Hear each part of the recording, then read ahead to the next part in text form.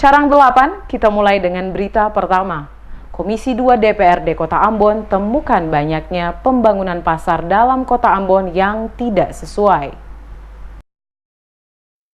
Hasil pengawasan Komisi 2 DPRD Kota Ambon pada sejumlah pasar yang dibangun dalam Kota Ambon ditemukan beberapa pasar tidak representatif serta tidak sesuai dengan kebutuhan masyarakat. Ketua Komisi 2 DPRD Kota Ambon John Mainake usai mengadakan rapat bersama dengan Disperinda Kota Ambon kepada DMS Media Group mengatakan Komisi 2 DPRD Kota Ambon mempertanyakan pembangunan sejumlah pasar yang dibangun dalam Kota Ambon menggunakan DAK maupun APBD dinilai tanpa perencanaan yang matang dan terkesan membuang-buang anggaran. Oleh karena itu, kata Mainake, Komisi 2 DPRD Kota Ambon berharap agar nantinya dalam pembangunan pasar, peruntukan dan perencanaannya harus melalui kajian yang matang, baik dari sisi pemanfaatannya maupun dari sisi ekonomi yang bisa didapatkan. Hasil kunjungan Komisi 2 DPRD Kota Ambon ditemukan hampir semua pasar yang dibangun tidak memiliki saluran drainase. Selain itu juga, dalam sisi perencanaan tidak dilakukan secara maksimal. Hal ini terlihat dari lokasi pembangunan pasar, akses jalan yang tidak terkoneksi untuk menghubungkan masuk ke lokasi pasar, serta tidak dibangunnya lokasi perparkiran. Untuk komisi kemudian mengagendakan pertemuan lanjutan bersama mitra dalam hal ini Disperinda Kota Ambon untuk melakukan pembahasan dan mencari solusi penyelesaian seluruh persoalan yang ditemukan oleh komisi saat berkunjung ke lapangan.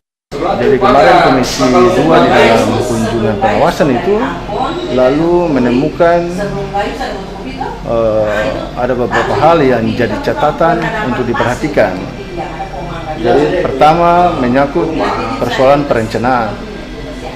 Nah, komisi menganggap bahwa dari sisi perencanaan itu tidak maksimal. Karena ketika pasar itu dia jadi, lalu kemudian tidak ada saluran, tidak ada drainase, itu yang belum ditemukan. Bagaimana mau fungsikan itu kalau drainase sendiri belum ada? Beberapa bangunan pasar yang telah selesai dibangun juga, kata Mainake, sampai dengan saat ini belum juga difungsikan oleh pemerintah Kota Ambon. Hal ini akan menjadi bahan untuk ditanyakan kepada dinas terkait alasan belum difungsikannya pasar-pasar tersebut untuk kegiatan ekonomi masyarakat.